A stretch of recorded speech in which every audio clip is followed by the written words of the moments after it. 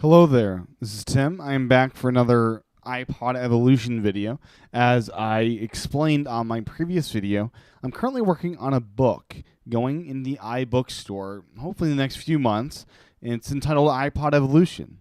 As a part of that book, I am going through and seeing hardware-wise how the iPod line has evolved. So that's one part, that's the first part of the book. I'm doing through software, accessories, every aspect of the iPod evolution I'll be going over. So today's video, I'll be taking a stab at the iPod shuffles. The first video I did was the classics. Now let's move to the shuffles. I'll do the nanos at a future time, but today let's just focus on the shuffles. So here before me, I've got all four shuffles. I also have various colors, reds and other things like that I will be looking at later in different videos as far as coloring goes. But in this video, this is just the stock. This is what a normal person would buy if they weren't concerned about color. This is the stock configurations of silver and white. So as you can see, the evolution of the four generations we've had the candy stick, the simple, clip-on style. Then we moved to a more advanced headphone-controlled, as small as you can make it, iPod shuffle. Then we moved to the hybrid, which combines these two devices, the second and third. So hardware-wise, the shuffle is really an innovative product. It really stands apart from other devices out there in the field. So let me just take these off and just go one by one. The first shuffle that became a device, the iPod shuffle, was a very unique device on many levels. This is the only iPod that you don't need a power cord. You don't need a USB cord. Why is that? Well, as you can see here, it's got a USB jack right on it. So whenever you're doing charging or syncing, you just plug the stupid thing into the charger. There's tons of USB chargers out there now, so all you do is just plug this thing in, and you're off and running. You don't need a cable. You don't need any of that. And this is one of the coolest iPods I've ever seen because of this feature alone. So you have this, and that also enables you to have cool accessories. You have lanyards. You have battery packs. You have this whole slew of different design things that go along with this USB stick. And it's a shame that Apple decided to move away from this in the second or third and fourth generations. They did this because probably most likely the size restraints about having this. This is a big connector in shuffle language. On the back, you'll see a couple different things. You'll see off, you'll see the just repeat, and then you'll see the shuffle. And then the shuffle icon. Then you'll also see this little button here for battery indication. So these are things that have been retained in all four generations of the shuffle. These four things are there in some capacity. You also have the iPod Apple logo, and that's that. So let me put this back together and move in here, the iPod Shuffle second generation. So we got this one here. Now the second generation, introduced a couple of years after the first. It does a couple of really cool things. So first off, it's got a clip. And this was the big thing. This iPod introduced the clip, and the clip is huge. The clip means instant wearability. The first generation, you needed a lanyard, which came with it, but you still needed to have something on you to do that. This one, instant wearability through the clip. It's got a headphone jack right here. This little thing here tells you the power status when you turn it on. So let's turn that on, and it's green. It's on both sides. There you go. And when you turn it on, it's just a simple on-off switch, just like I believe no other shuffle. Let me double check that as we go through this. But yeah, on-off switch. And then the other button here is for that shuffle or repeat. That's what else is on here. And just like the original iPod shuffle, there is no support for playlists. There's no support for things like that. You just press play and it goes through what's on there because you choose the music. So with you choosing the music, Apple figures you're going to be smart enough to choose good music.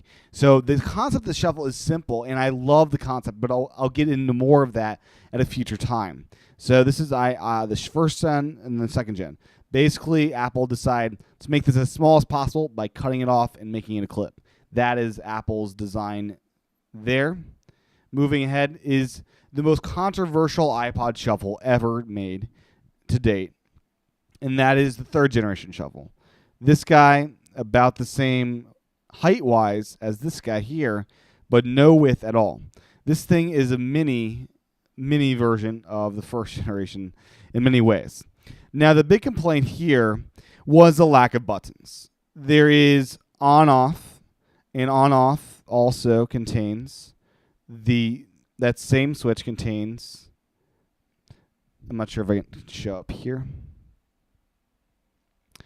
I hope you can see that, but on-off also contains the indications for shuffle or just simple repeat. So you've got 2 different things there, and once again, the status light is there. But as you can see, this goes rather far out because there are 2 switches there, one for repeat, one for shuffle. So the big thing here is if you don't have Apple's special headphones or the third-party headphones, you're not able to change the track, adjust the volume, or do anything like that.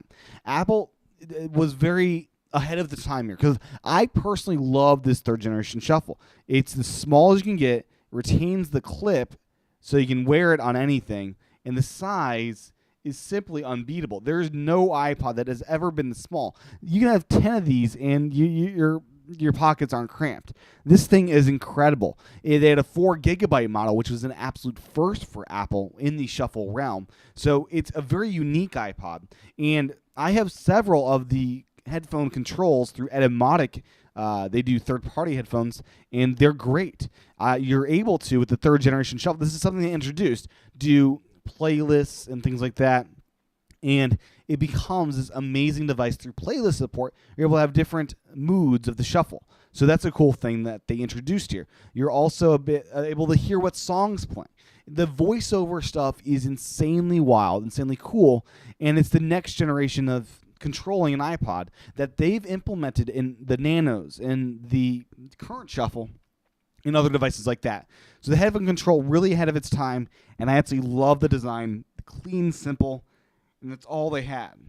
They have this little Apple icon on the back, stainless steel, and they also made a stainless steel iPod shuffle that was limited edition, and I have one right here. So this is a stainless steel edition, and this was $129 and very shiny, still in its original packaging. So from there, Apple moved out of, basically Apple was attacked basically for their decision to not include any buttons in this design. People love these buttons. They love this remote control interface. Play, volume up, volume down, left, right for tracks. They love that. They didn't want a headphone control for 1 hit to pause or play, 2 to go forward, 3 to go back, 2 and hold the fast forward, 3 and hold to rewind. They didn't want that. They wanted this. They wanted the buttons back. Now, the buttons are back, and the voiceover that they developed here with the 3rd generation continued on. You have this voiceover button here, right here, that enables you to do the same things you did with the 3rd generation. Playlist support, going backwards, forwards. Track is still included with the headphones and all that good stuff. The ability to see the battery is still present there. And the same thing, one click here for repeat or shuffle. You have the clip. The design flaw with this clip, though, however, is the clip is such a small thing, it's a lot harder to get the clip going without touching this. So in the 2nd generation, you have this comfort room here.